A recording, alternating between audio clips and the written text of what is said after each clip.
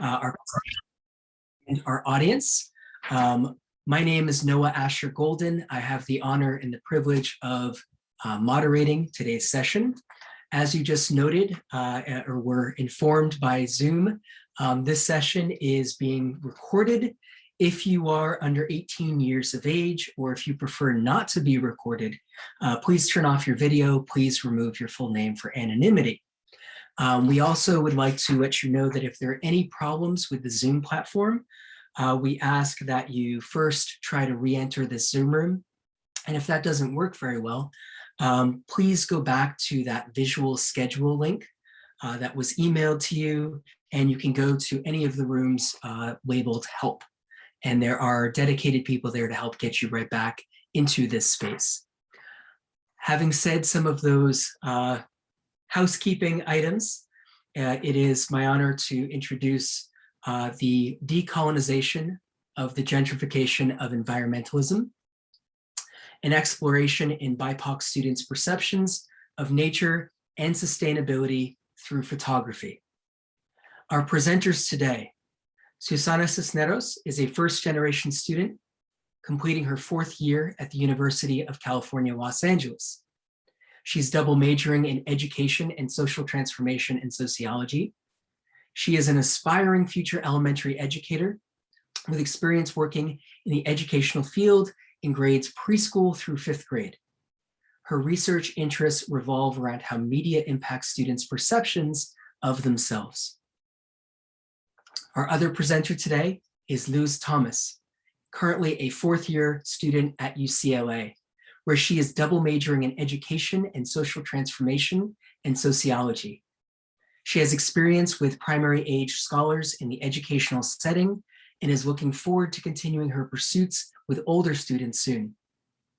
Luz has been passionate about students of color in educational spaces of all types and hopes to continue expanding her knowledge in all regards.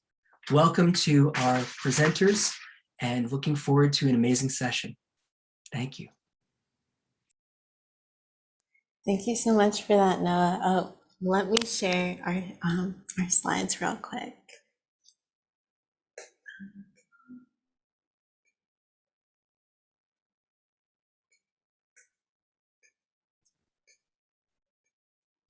All right.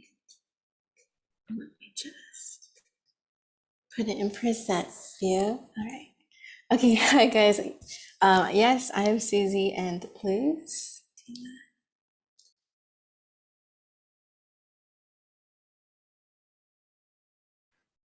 You're on mute. So sorry.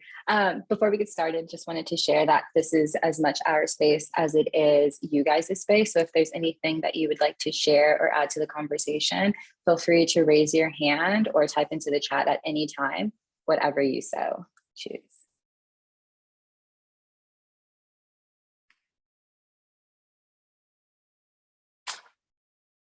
So first and foremost, we want to start with a land acknowledgement. So we would like to acknowledge the Gambrelino and the Tongva peoples as the traditional land caretakers of Tovangar, which is the land that we're currently on. UCLA is a land-grant institution, and with that, we like to pay our respects to the ancestors, elders, and our relatives and relations past and present and emerging.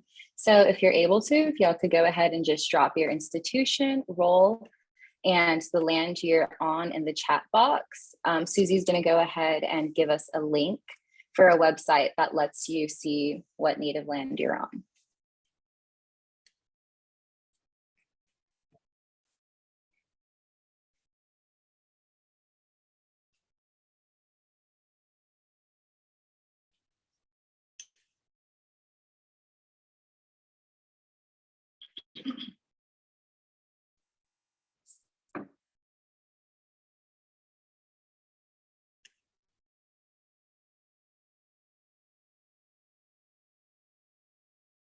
Yeah, thank you so much, Jeff and Samantha, for sharing in the chat.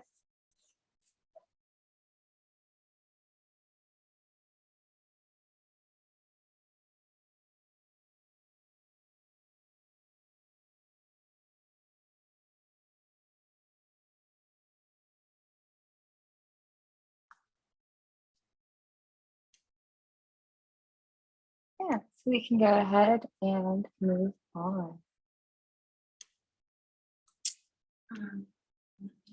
So Luce and I are actually old students of Jeff Scher and Andrea Gambino. They were really our first experience with critical digital media literacy.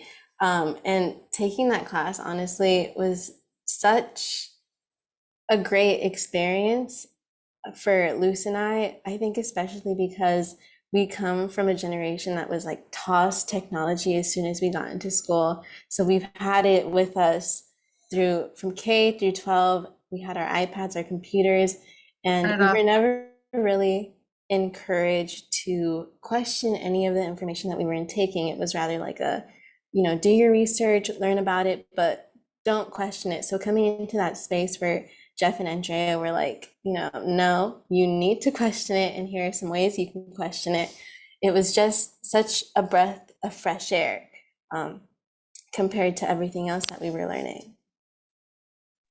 Yeah, and in doing so, we were really inspired to look at the media that we have before us on our screens and on our phones, and really see that we are creators of media and we have a stake in the media that's being spread. And it led us to ask these important questions of who, why, how, and whom. Who is this impacting? Who is this message for? Who is this media for? Why is it being created? Everything has a purpose. And it's very important to really get to the ins and outs of that. And so now we're going to take a little bit of time to just share some of the projects that we worked on in that class. So the great thing about this class is that we had a portfolio where we kept like hold of everything that we did throughout the 10-week quarter. And I just included some of my favorites, which was mind mapping, where we looked at the Indigenous worldview perspective and compared it to the Western worldview perspective. It was really eye-opening, and especially because it was my first time ever hearing of the Indigenous worldview. So like looking at that through a new lens was really important. And then also the photography one, that was one of our very first activities that we did. It was just interesting to see how you can manipulate a picture through the lighting, through the angle, through anything, and just make yourself look like a completely different person. And another really fun thing that we did was make our own memes. Jeff really shared to us that we were creators on media, and memes is something that our generation typically uses to cope, and we see it a lot after a big event happens. So it was really fun to just see yourself as a creator and like make little things that you would typically see on your timeline. Yeah, and going off of what Susie said, one of my favorites was our media representation analysis. So that's the one here in the center. And it was basically finding a meme that was circulating on Twitter and kind of seeing why that piece of media was made, who it was talking about, and what it was regarding. And so that one was my favorite because at the time, that's when COVID restrictions were being kind of eased by Gavin Newsom. And it's like, we're still in the midst of a pandemic. Let's slow down.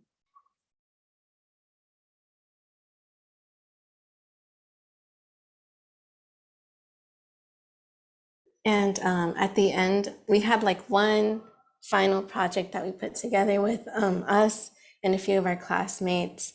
And we ended up doing it on the glamorization of politicians.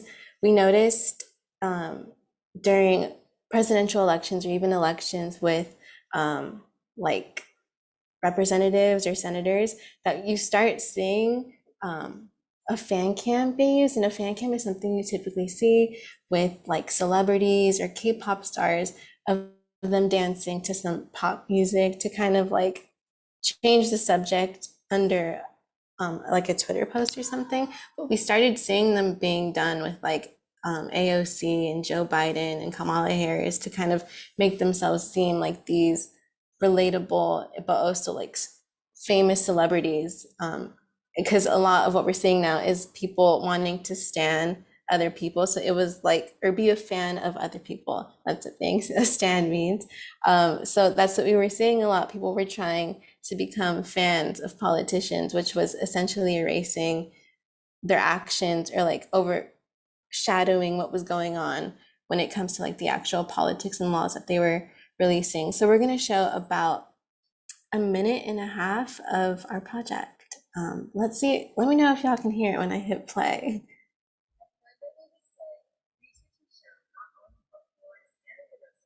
No, the audio's not working. The audio, okay, thank you. I'm gonna stop and then reshare.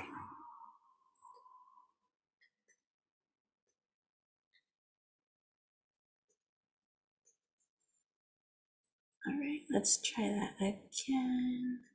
Particular audiences, Okay. but also how social media platforms present such easy marks. They seem designed to be abused since the same tools that generate advertising dollars for them, virality, individual targeting of messages, ad placement, alongside click-worthy videos and stories, also make amplified disinformation simple. The political fan cam is no exception. The disinformation that has spread about politicians through these fan cams has come to illustrate the pandering to younger audiences who are in search of authenticity in the political sector. The blame, however, isn't solely on those ingesting the media set before them. It's the politicians themselves who are exploiting social media platforms and trends for political gain. In doing so, they are able to broadcast a version of themselves saying something quirky rather than overtly expressing the policies they stake a hold in on these very platforms. It is an action that is intentionally made on their part, and they are continuously managing to deceive a large portion of their audience. In doing so, accountability becomes harder to grasp as these individuals become idols and icons rather than leaders. Their personal image has become so much more widely exhibited as opposed to the people they are meant to represent.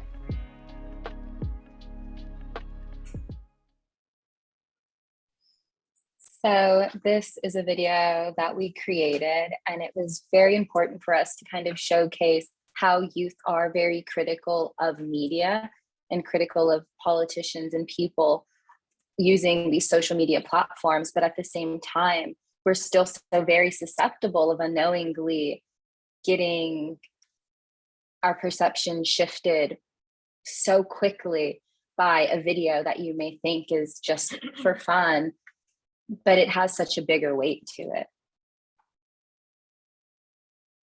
Yeah, and I think for me also in working and doing this project, it was like a wake-up call because I found myself to be guilty of being a fan of politicians. I know AOC is a really big one that we see a lot of youth really promoting her on social media, and she is an amazing person, but it kind of shifts away from the actual work that's being done when they're making the laws and regulations.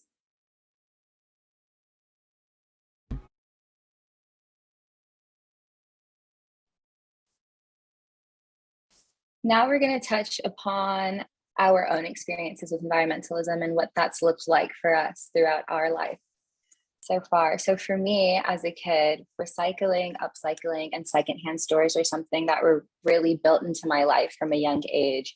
We were constantly going to recycling centers with all of our cans and bottles and reusing any type of container that came through, sharing clothes between, like siblings who have grown out of them and family members and things like that.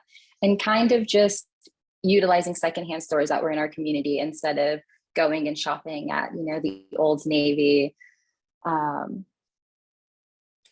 growing up also, fruit trees and gardens were something that were really special to my family. So we had so many lemon trees, avocado trees, so many fruit trees that would grow in abundance of veggies and fruits that we would share with our neighbors, and our neighbors would kind of do the same thing with us. So it's kind of like this community sharing that we have going on where it kind of belongs to us all.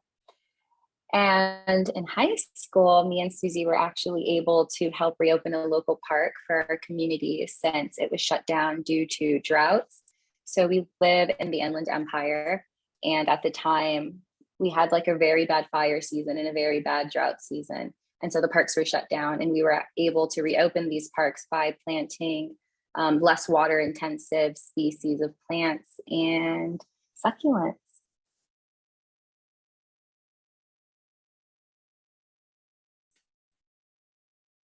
Yeah, and also we're talking about our experiences with environmentalism because taking Jeff's class opened our eyes to be critical, and opened our eyes and inspired us to be critical of the media that we're intaking. And because of that, this is the new topic that we were being critical of as we were looking through our social media, is the way environmentalism and environmental justice is depicted on the web. So we're that's, I just want to like explain why we're talking about our experiences. But no, yeah, Luce and I have very, very similar experiences when it comes to our journeys with the recycling and upcycling. And I think for me personally, where this came from was from my dad. He's been a landscaper for about 18 years. So his relationship with nature is very unique, and he's really spread that down to like me and my siblings to really take care of like water, especially I think for him, especially since he is a landscaper in a place where there's usually a drought. He has to know about like the water regulations in town and like what's going on. But he just taught us to be water conservationists and take care of like the land that we have. And also he was very big on growing fruit in the backyard. We have a ton of trees, and when the seasons start coming, we give out the fruit to our neighbors and our family members, and they do the same back once the season comes for their trees. So it's really community based, and this work of providing produce to one another and feeding each other and making sure we're all good in nutrition. No, that we're all good and healthy. Yeah. So now we want to hear what environmental justice means to you guys and your journey and your working definition of what this means. So we want y'all, we're gonna take some time right now for y'all to go take a picture, or maybe look through your camera roll to see if you have a picture that represents what environmental justice means to you. I'm gonna go ahead and post a slide deck in the chat where you guys can go ahead and paste your picture and kind of put a working definition of what environmental justice means to you. And you can also maybe break down the picture, you know, what's going on, what's this picture of. Let me show y'all the slide deck.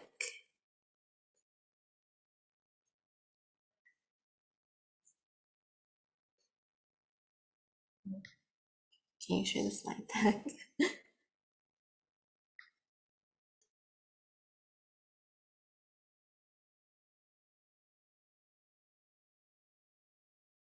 So here I have ours. This is Susie's. I'm gonna go ahead and share. Yes, so this is like just an example. The picture on the left is my hometown. It's Anderson. It's a really small place. And the one on the right is LA. And so, yeah, could you change it the way that it was before, please? So sorry, y'all. So the oh my goodness. Okay, I'm a mess. Sorry, y'all. But the one on the left, yeah, it's my hometown, and the one on the right is LA. I've been in my hometown for most of my life. I've only been in LA for 4 years, but I felt it was important to show the both of them. And for my working definition, I put no more viewing anyone as being disposable or communities as wastelands. Instead, we reframe our relationships with nature through rebuilding our cities and rural areas to coexist with nature and providing fair access of resources ranging from housing to healthcare to everyone. And I love how in both pictures you can see like the nature and like still like the mountains and the clouds, but you can also see like the houses and people living there kind of coexisting with the both.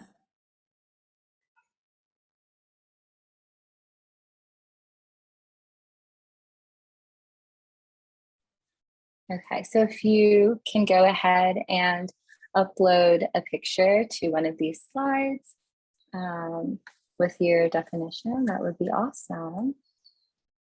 And we can share in a bit.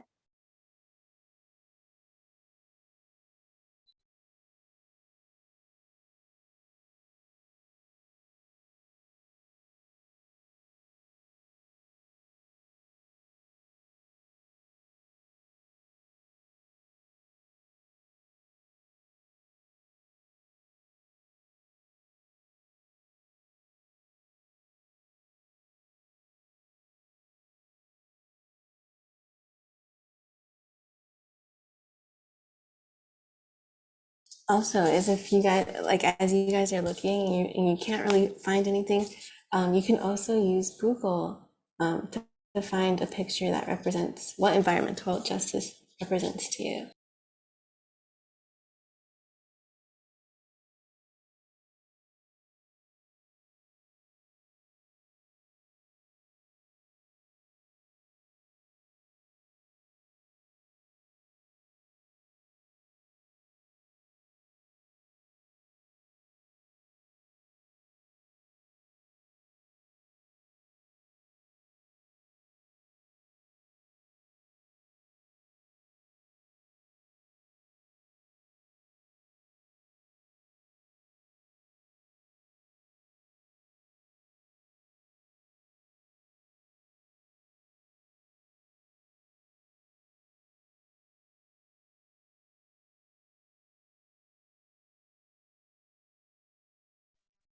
I'm loving all the pictures that are coming in so far. Like these look so great.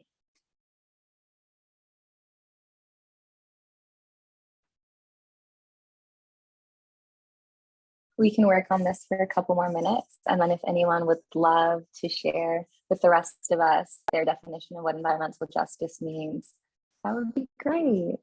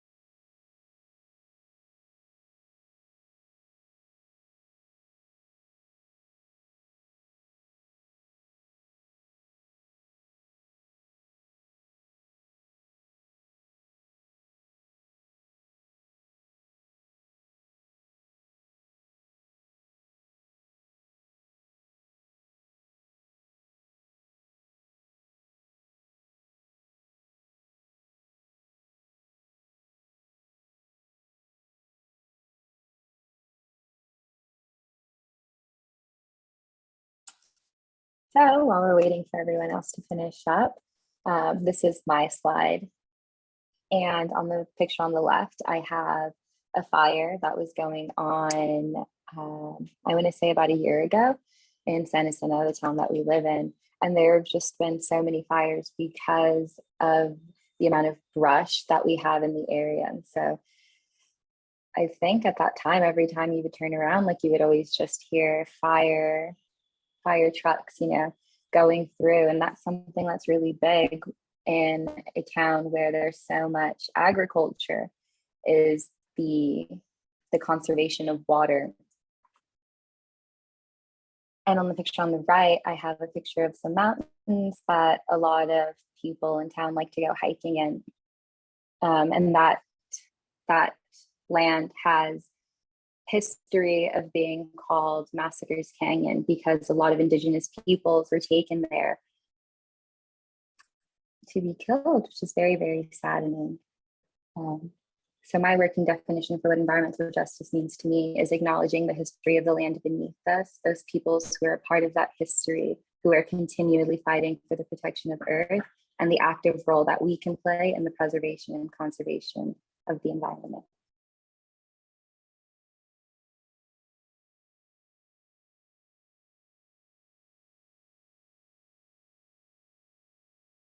Would anyone like to share? And it can be just you saying something in the chat or maybe unmuting and sharing with us what you wrote for your working definition and maybe explaining your pictures a bit.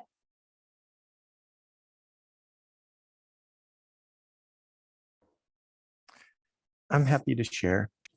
My slide is slide number 8, and it's a picture I took when I was walking my dog in the park at sunset. This is out in Encino in the San Fernando Valley, and the clouds formed in such a way that there was one tree that just stood out so beautifully. It just gave me a sense of kind of sadness, but at the same time, power. that one tree, and the need to be reflecting on the seriousness of the environmental crisis we're in.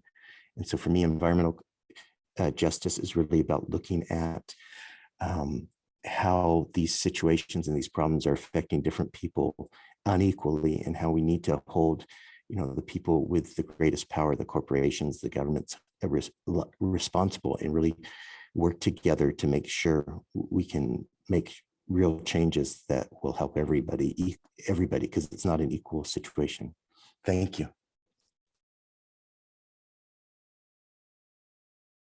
Thank you so much for sharing, Jeff. If I may, I'd love to share as well. This is Noah. My slide is slide 9. And the people in the picture are my daughter and my nephew. But this is a photo taken in the Adirondack Park in upstate New York. And while this land was deemed forever wild as a part of the conservation movement in the 19th century, it also, I think, can be a model for environmental justice, because it is an example of people's living in more harmony with natural space and in more sustainable ways. We do have examples of ways to live in ways that don't require intense extractivist policies. And I also want to acknowledge, as you bring up, Luz, that there are deeply, many problems and inequities, the erasure of indigenous peoples, and histories of genocide, as well as continuing inequities as far as who gets to access or live in these spaces. These are very real concerns that need to be reflected on as we think about more equitable policies and practices. But we do have models of better ways of living in natural space in sustainable ways. So this world is possible.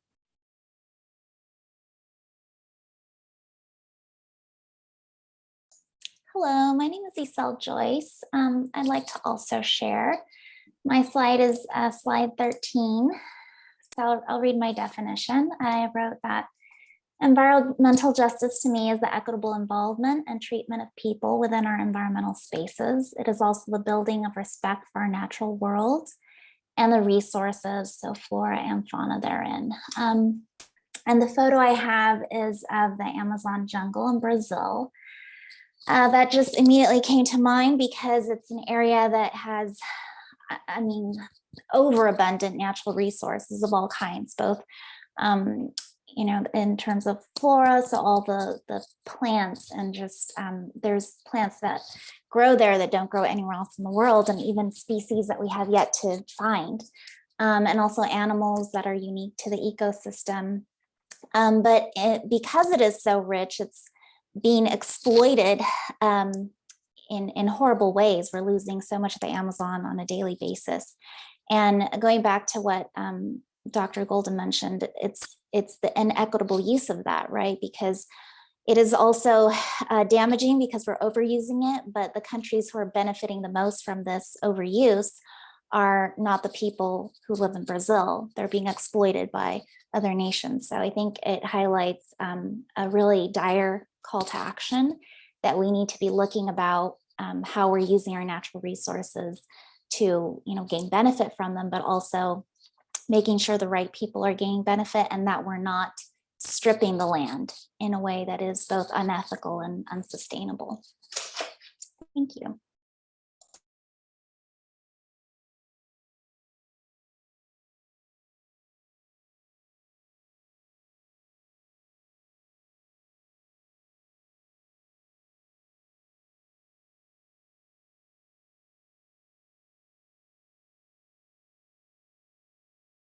Thanks everyone who's been sharing so far. I really appreciate y'all stepping up to share your images and your working definitions of social justice.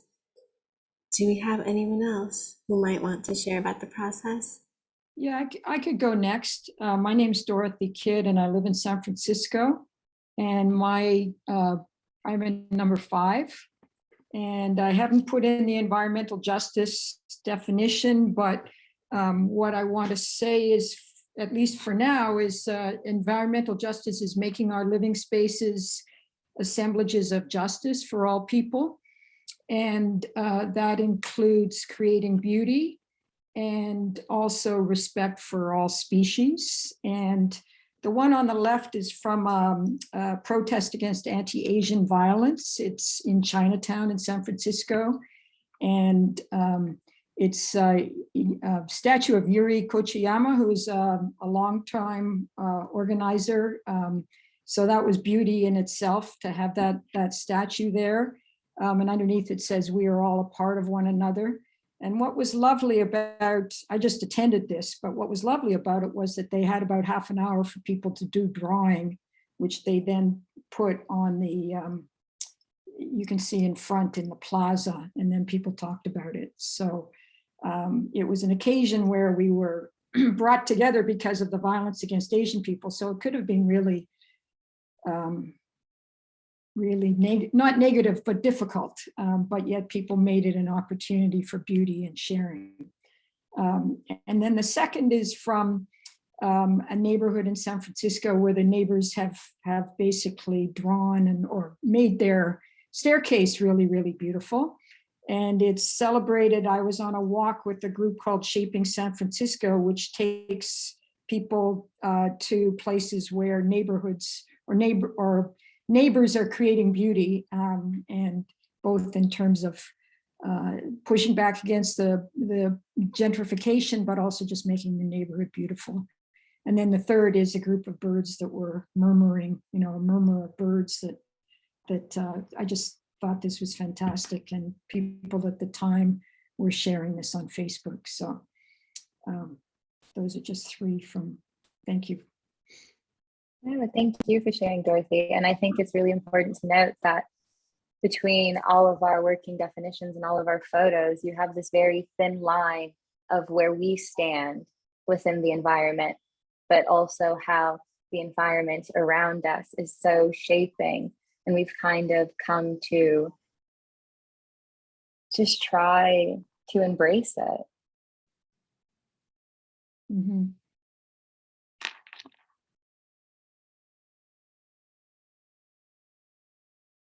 Yeah, we are going to transition back to the slides, but I just want to thank everyone for sharing their working definitions and what their pictures meant. Thank y'all so much.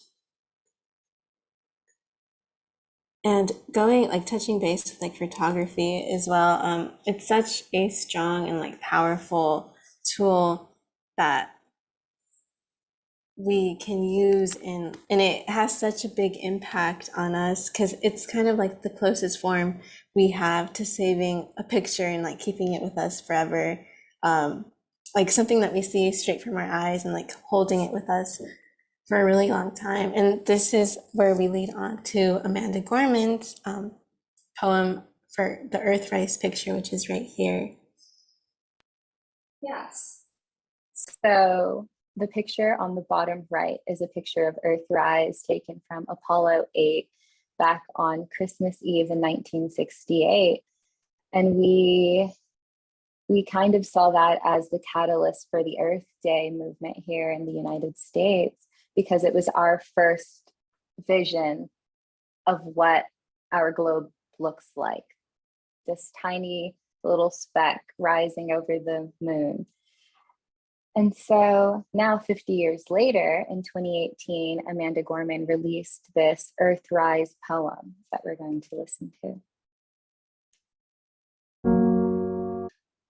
Can y'all, let me know if y'all can hear it. Yes, sounds good.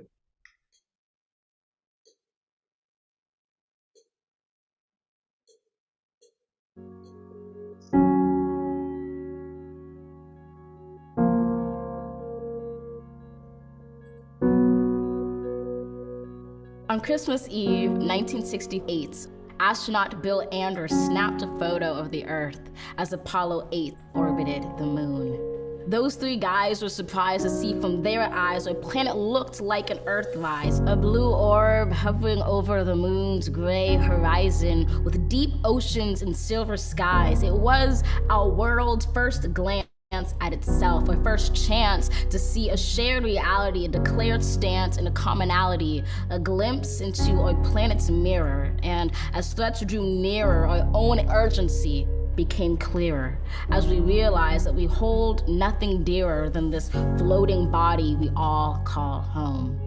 We've known that we're caught in the throes of climactic changes some say will just go away, while some simply pray to survive another day. For it is the obscure, the oppressed, the poor who, when the disaster is declared done, still suffer more than anyone. Climate change is the single greatest challenge of our time. Of this, you're certainly aware. It's saddening, but I cannot spare you from knowing an inconvenient fact, because it's getting the facts straight that gets us to act and not to wait. So I tell you this not to scare you, but to prepare you, to dare you to dream a different reality where, despite disparities, we all care to protect this world, this riddled blue marvel, this little true marvel, to master the verve and the nerve to see how we can serve our planet. You don't need to be a politician to make it your mission to conserve, to protect, to preserve that one and only home that is ours. To use your unique power to give next generations the planet they deserve. We are demonstrating, creating, advocating. We heed this inconvenient truth because we need to be anything but lenient with the future of our youth. And while this is a training in sustaining the future of our planet, there is no rehearsal. The time is now, because the reversal of harm and protection of a future so universal should be anything but controversial. So, Earth, pale blue dots, we will fail you not, just as we chose to go to the moon. We know it's never too soon to choose hope. We choose to do more than cope with climate change. We choose to end it. We refuse to lose. We do this and more, not because it's very easy or nice, but because it is necessary. Because with every dawn we carry the weights of the fates of this celestial body orbiting a star, and as heavy as that weight sounded, it doesn't hold us down, but it keeps us grounded, steady, ready, because an environmental movement of this size is simply another form of an Earthrise. To see it, close your eyes, visualize that all of us in this room and outside of these walls or in these halls, all of us change makers, or in a spacecraft floating like a silver raft in space, and we see the face of a planet anew. We relish the view, we witness its round green and brilliant blue, which inspires us to ask deeply, wholly, what can we do? Open your eyes, know the future of this wise planet is right in sight, right in all of us. Trust this earth uprising, all of us bring light to exciting solutions never tried before, for it is our hope that implores us at our uncompromising core to keep rising up for an earth more than worth fighting for.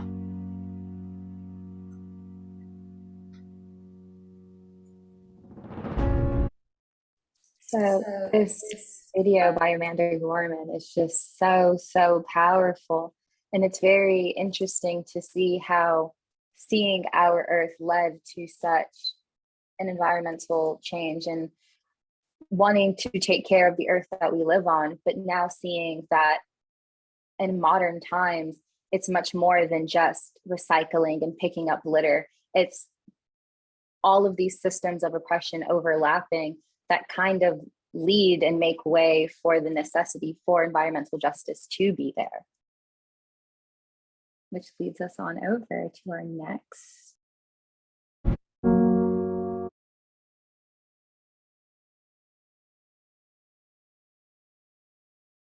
This quote, because what stood out to me from that video was, for the obscure, for the oppressed, the poor, who, when the disaster is declared done, still suffer more than anyone. And it really just goes to show that no matter that, based on race, class, and nationality or location, we're all unaffected unequally by the climate crisis.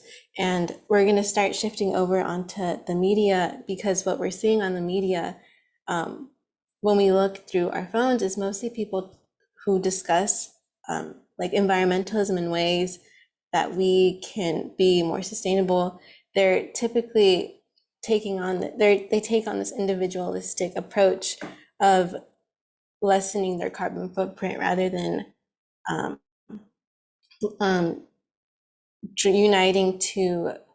uniting against corporations. Instead, they're teaming up with corporations, which we're going to see right now. We're going to specifically focus on TikTok because it is so new, and despite it being new, it's so big. It's one of my most used apps, but I see it a lot with like other people too, where they're on it for hours. So it's where a lot of youth today are getting their information from. And these are just a few screenshots of what I've seen on TikTok when looking up environmentalism. And when looking up environmentalism, I see sustainability a lot, which is why I included a screenshot of what that looks like as well. But we see patterns of what to buy, what not to buy. Here are like the top 10 things you should get from Amazon that will help you be better sustainable and help our world. There's this irony going on where it's like you have to buy these things to help save our earth, but that's not really the case. And the thing with a lot of these zero waste and like products where like they're sustainable is that they're really just overpriced and allow for another form of capitalism to rise, and really just blocking the message, because a lot of these creators, they end up making deals with these companies and essentially just like this is just one big business to them where they can promote a product and make money for that company. And a lot of them also focus on going vegan and different ways that you can reuse different things, but they never take into consideration the conditions for BIPOC individuals. It's always, it's very much through a white lens or like a lens with people who have the money and the means to be able to make these changes in their life. And I think an example that I've seen a lot is reusing like little containers that you can take them to your grocery store and fill them up with food. But the thing with that is like a lot of low income communities are food deserts and they don't have access to that type of living where they can just take their little containers and fill them up. It's really just inaccessible.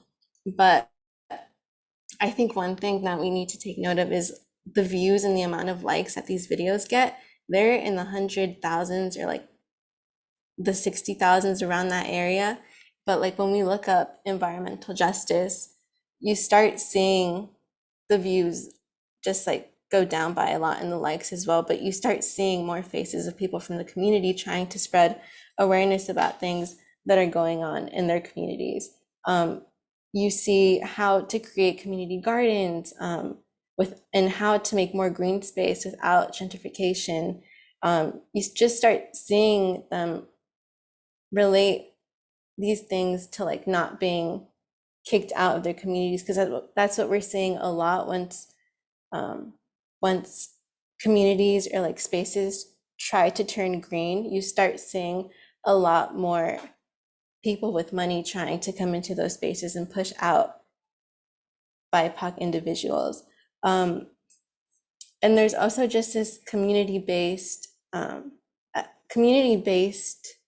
effort going on in talking about like uniting against pipelines and going to protest. So these are the faces that we see at the forefront of the actual fight in person. We see them going to protest at the White House or just spreading awareness in their communities. And they're not the ones whose voices are, I guess, blowing up in that sense. Like they're not getting the exposure when compared to the other ones who are promoting this form of capitalism. And there is an explanation for this. I'm not sure if y'all are aware of like, it won't let me change my slide. Oh my goodness.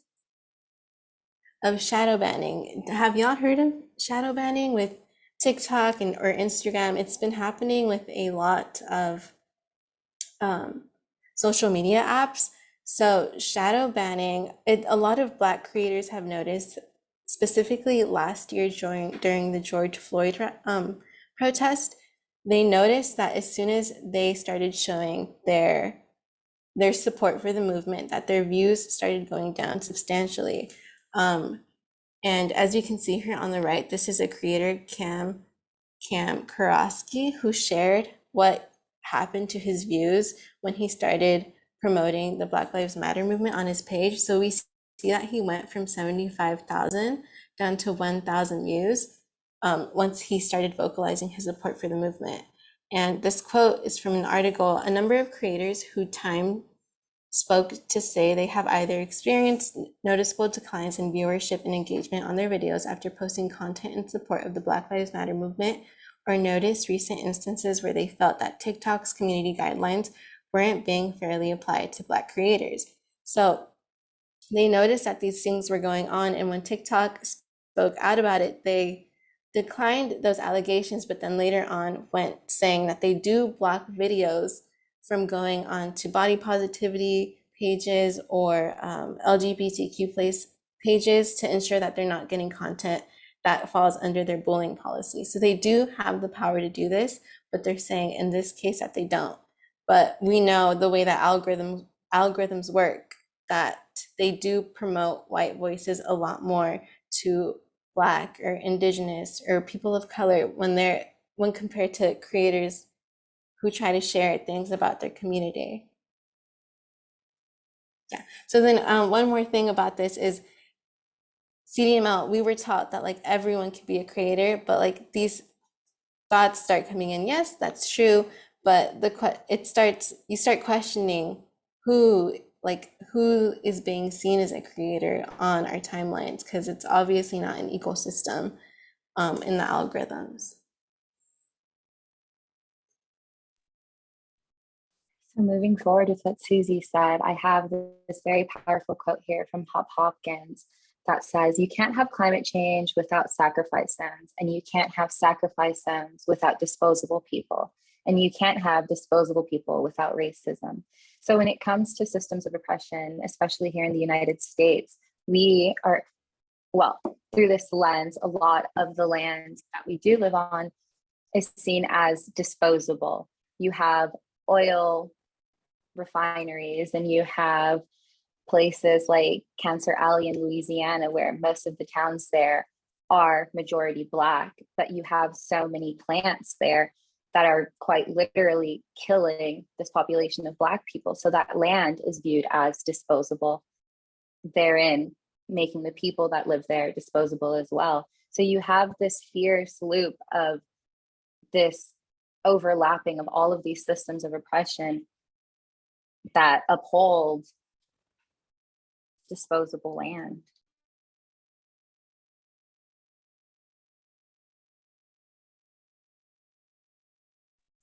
And so now we have some examples of harmful environmental activism on social media. And there's actually not a lot of coverage on things that are happening environmentally. So down here in the bottom left corner, I have a screenshot of me just like looking up stop line 3 on Google. And when that happened, like when I did pull all that up, it was articles from 2 weeks ago, 3 weeks ago, a month ago, when currently, I mean, as of a couple of days ago, Indigenous leaders were occupying the Bureau of Indian Affairs, which was something that's happened for the first time in over 50 years. And that wasn't getting nearly as much coverage, I mean, on Google, when you did like a simple lookup, as opposed to me going and searching for that on my own. So if I wouldn't have known that, there's no way for me to access that information, really. So the inaccessibility of people of color and BIPOC people being at the forefront of these movements isn't being shared. And that's something to talk about too.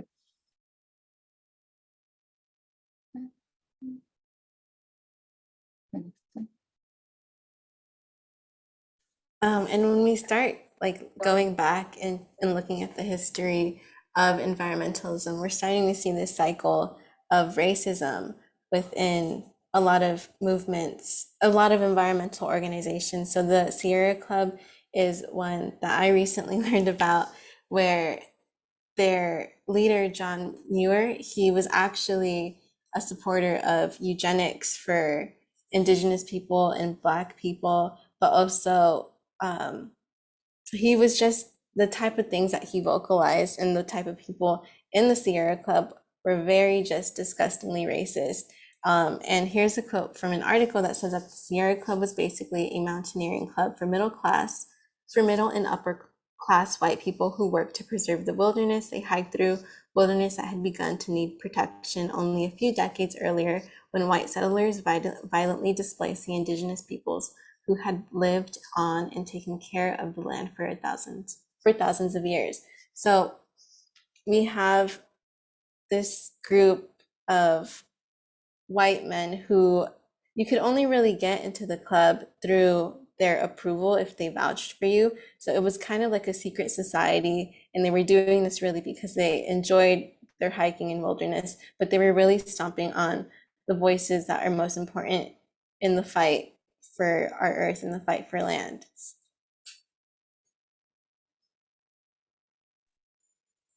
And so this kind of leads us into the Indigenous worldview.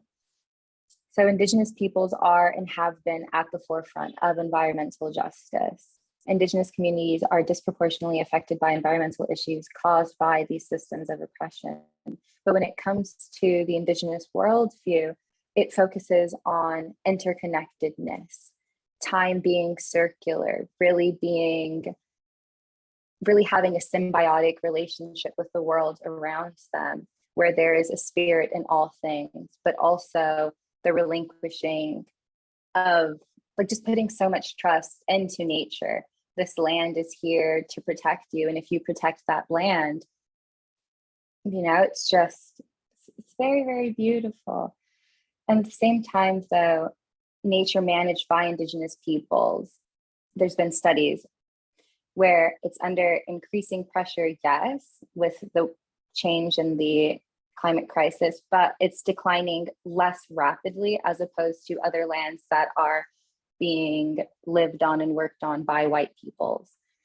So you then have this clash of differing worldviews where you have the dominant Western worldview compared to the Indigenous worldview, where one is more human-centered, hierarchical, oh my God, where there's a hierarchy, very patriarchal and very materialistic. And that's where capitalism really comes into play, where it's like, this land is for my consumption. This land belongs to me, as opposed to the Indigenous worldview. It's very animistic. There's no hierarchy there. It's a level playing field, more matriarchal and very spiritual. So there's a respect for non-human life forms with constant learning from the world around us. There's so much out there that we can learn from instead of trampling over it. And I have this quote here from an article about Standing Rock and how media coverage wasn't very much there until about 6 months after Indigenous peoples were protesting. That says, the truly bleak fact is that journalism's daily affirmation of giving voice to the voiceless comes with fine print for Indigenous people. To make the news, one must play Indian first.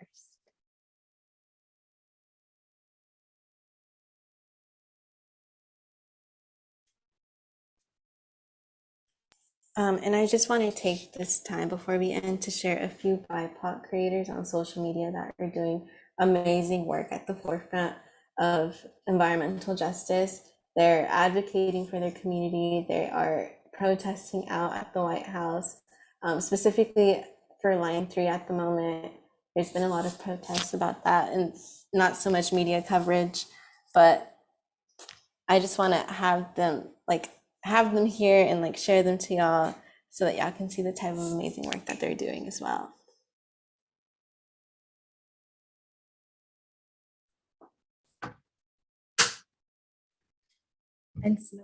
And so with the last couple of minutes that we do have, we just kind of want to open up the floor to hear from you guys if there's anything you guys would like to share about things that you've been seeing on your timelines, things you haven't been seeing on your timelines, any questions or comments. We would love to hear from you guys.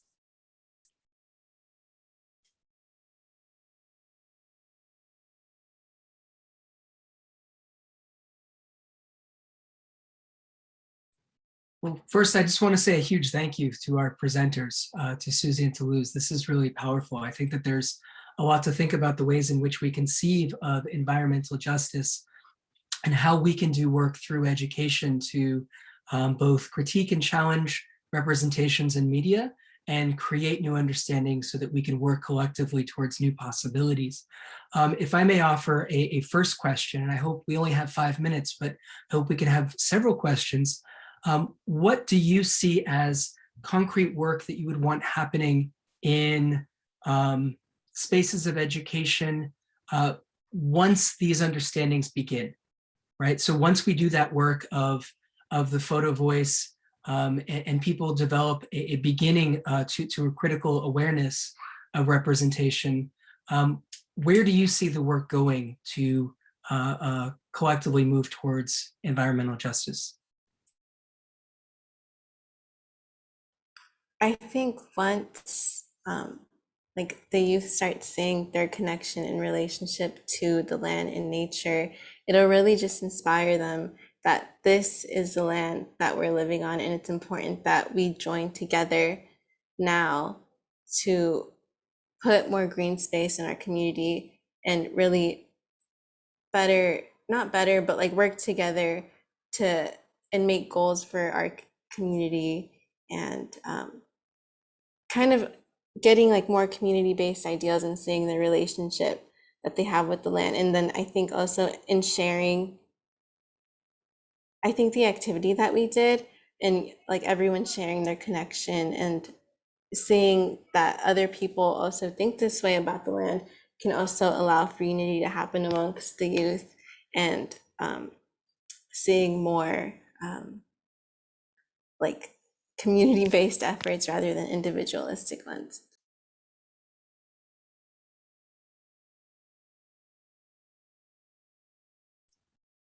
Powerful. Thank you, Susie. Would anyone like to pose a question in the chat or unmute themselves to share any comments or thoughts as this powerful session closes in several minutes?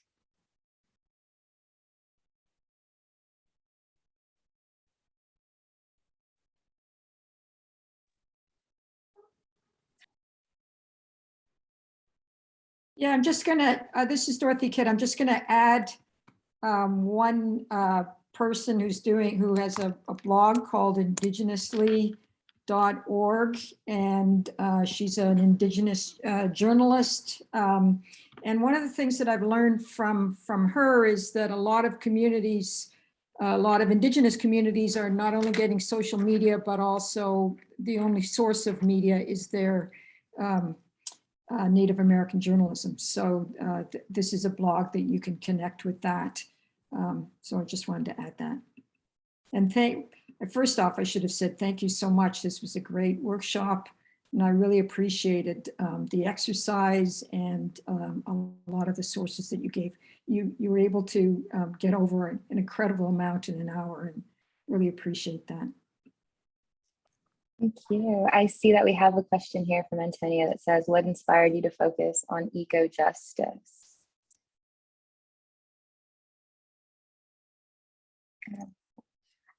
So with us being younger, like we're still in college, we're fourth years, you can really see the shift and kind of the climate here when it comes to the environment. And a lot of people have their hydro flasks and they have their tote bags.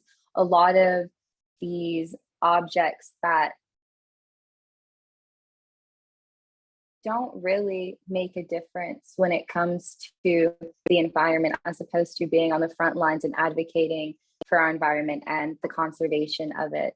And I think that's really what got me, as opposed to living in my hometown. The culture is just very different.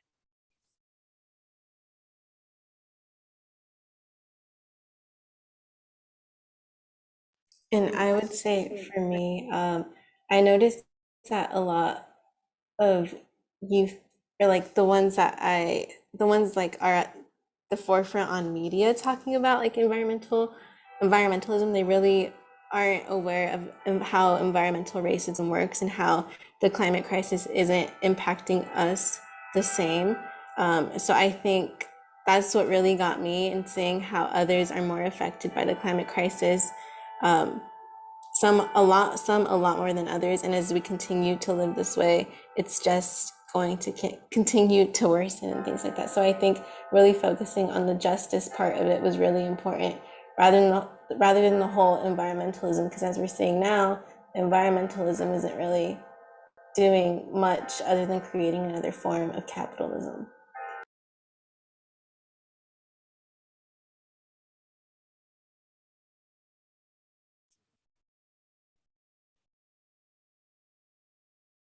Powerful. I see one more question in the chat about from Ashley about what you've learned through CDML that you'll carry with you when you're an educator. And I think that's a really powerful question to close with. If I remember correctly from what you shared about yourselves, that you're both planning to become educators with young folks. How do you see this work going into the K-5 or the K-12 system? Yeah, a lot of the activities, I don't know, just after taking the class, it was like, I have to teach this in the classroom, like I have to bring this in.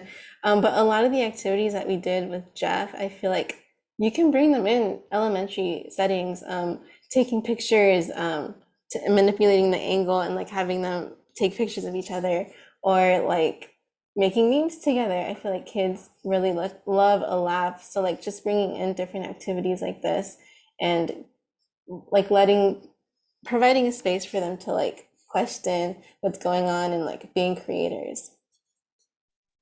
And just to add on to that, for me personally, just disrupting traditional educational spaces is number one to me. Being very critical about the media that's in front of you. I mean, a lot of the textbooks that are still in classrooms are textbooks that have been there for 10 years. So just being able to have like a new framework and understanding of all of this media that's constantly being put out is number one. Powerful. Thank you both for this amazing workshop, for presenting and sharing your work. Amazing session, so powerful.